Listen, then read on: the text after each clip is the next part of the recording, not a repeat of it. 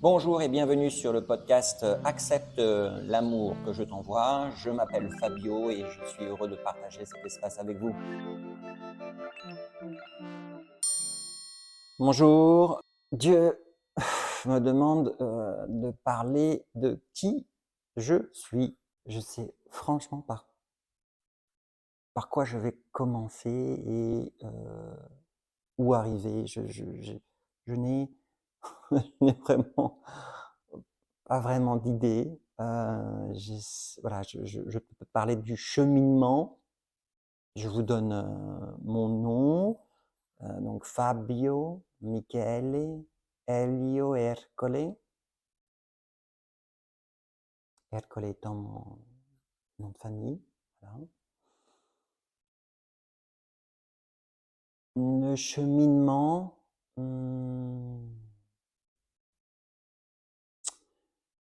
le chemin parcouru. Je vais commencer par le chemin parcouru. Je dirais que j'ai été le meilleur soldat de la périphérie qui puisse exister, donc de l'identité extérieure, qui en même temps m'a apporté certaines connaissances. C'est important de comprendre ça aussi. Donc, tout ce que j'ai été à travers cette périphérie, qui me semblait juste à travers cette périphérie, c'était vétérinaire, puis après publicitaire, puis après entrepreneur, puis après traducteur, puis après praticien en kinésiologie, etc., etc., etc. Alors, en prenant du recul, et lorsque j'ai demandé à Dieu, j'ai compris que ça avait un sens. Et que ce sens, c'était le décodage. Voilà, j'ai passé à travers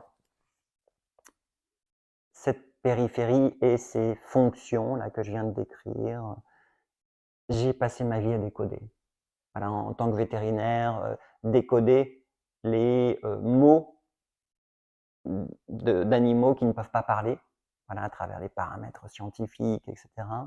Donc, on décode voilà, la maladie pour ramener vers la santé. Ou en tant que publicitaire, où là j'ai appris à décoder en fait les besoins pyramidaux de mes semblables à la périphérie, naturellement, pas en leur cœur. Puis après, en tant que dans cette agence de traduction, où j'ai appris que ça servait à rien de traduire les mots. Ce qui était intéressant, c'est de transmettre la vibration qui est derrière cette façade pour pouvoir vraiment faire passer le message. Voilà, donc décoder ce qu'il y a derrière. Quel est le sens à ce moment-là. Puis ensuite, en tant que praticien en kinésiologie, là, c'est traduire le corps. Voilà. Donc, j'ai passé ma vie à décoder. Et le jour, un peu comme, on va dire, Obélix qui tombe dans cette énorme potion, le jour où je suis tombé dans ce monde invisible et que j'ai commencé à voir que Dieu, que le monde invisible avait une envie folle de communiquer avec chaque être humain, ben j'ai décodé. Alors j'ai décodé tous les messages que je recevais, que ce soit des manifestations angéliques à travers les animaux, à travers les chiffres, à travers les autres personnes, ce que j'ai appelé les synchronicités divines infinies. Et j'ai catalogué, j'ai écrit sur tout ça. Et j'ai fait valider là-haut tous les messages. Voilà. Donc, je crois que Dieu m'a toujours placé dans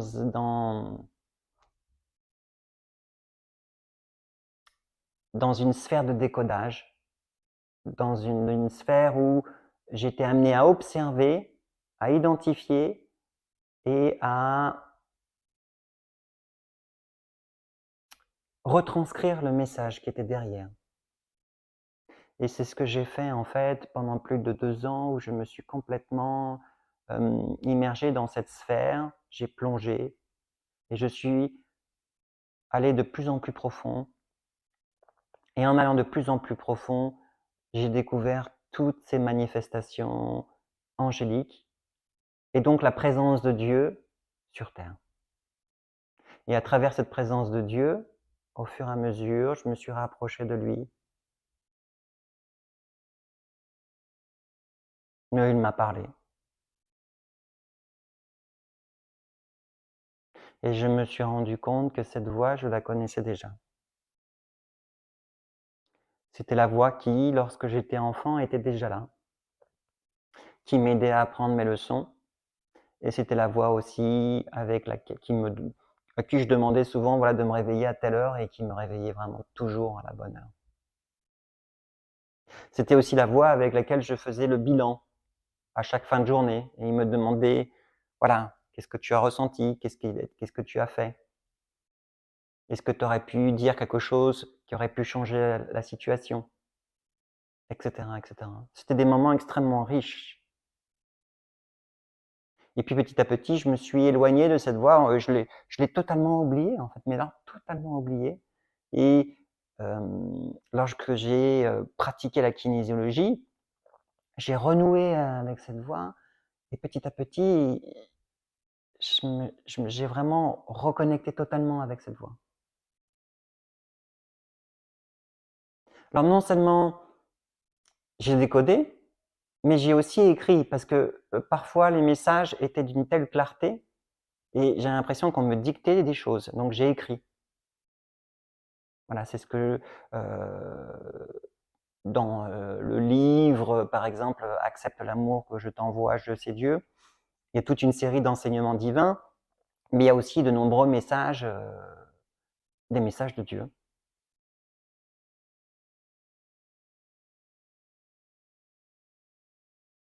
Voilà, pour nous aider à cheminer à nouveau vers notre cœur, à nous élever naturellement, à nous détacher de cette périphérie dans laquelle nous vivons, à manifester une nouvelle réalité.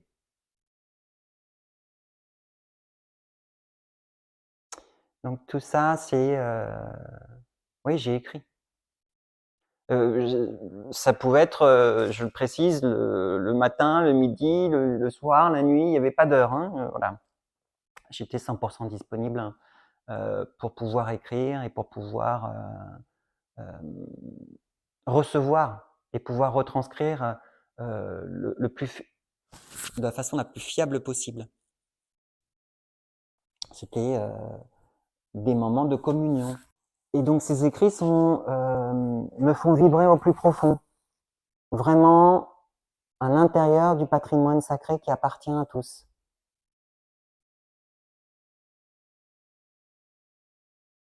Et à travers les synchronicités divines, je transmets en fait toutes les manifestations angéliques que j'ai pu décoder, retranscrire. Parce que Dieu nous demande d'avancer avec son aval, selon son jugement, mais encore faut-il pouvoir comprendre ces messages.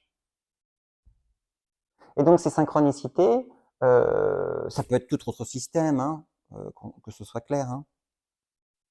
À partir du moment où c'est un système qui nous permet de décoder les messages divins, que ce soit celui-ci ou un autre, tout est OK. L'idée, c'est pas la modalité, c'est la comprendre de la beauté et l'émerveillement vient du fait de communiquer, de dialoguer avec Dieu. Donc le système est pas important. Ce qui est important, c'est ça, c'est renouer, arroser à nouveau cette belle plante à l'intérieur de nous pour qu'elle puisse à nouveau petit à petit grandir et imprégner chaque cellule de notre corps. Donc ces synchronicités-là nous permettent en fait de nous guider, d'avancer dans la matière avec l'aval de Dieu. Voilà, quel est son jugement pour le plus haut bien de tous, et pas notre critère à nous, d'homme de loi, mais bien le jugement divin sur telle situation. Parce que c'est possible, hein, voilà, je peux pas vous dire autre chose. C'est une réalité. Dieu peut porter notre fardeau. Totalement. Voilà. Donc, ces synchronicités, je les transmets à mes semblables, ceux qui souhaitent se former sur cela, pour que ces individus-là puissent également en fait avancer avec l'aval de Dieu. Car plus le nombre d'individus qui se reconnectent à son cœur, à ce patrimoine sacré est important, plus on construit ensemble l'ère de la foi, selon les plans divins. Et plus on rend palpable, visible dans la matière ce qu'on peut appeler le nouveau monde, qui n'a rien d'une fantaisie, c'est tout à fait possible.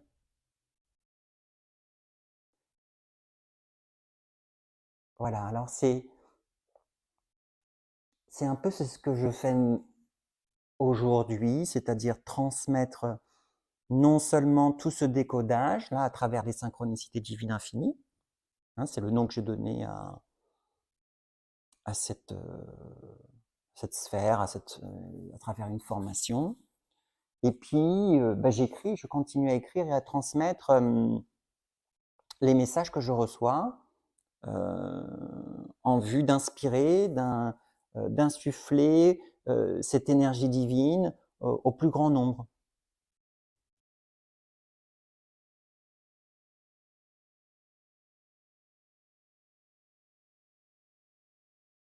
Voilà, comme un messager de Dieu.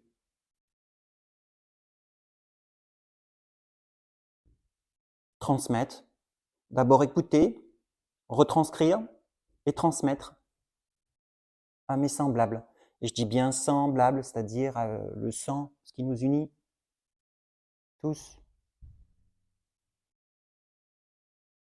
Parce que dans ce patrimoine sacré de l'humanité, nous sommes.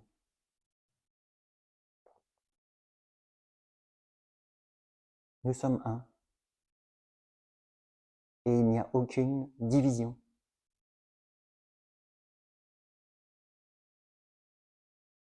Voilà.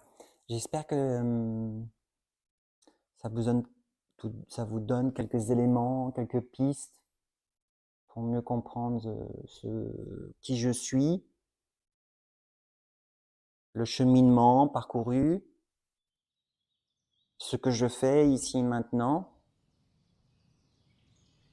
et ma mission d'âme qui est celle de transmettre la voix de Dieu au plus grand nombre.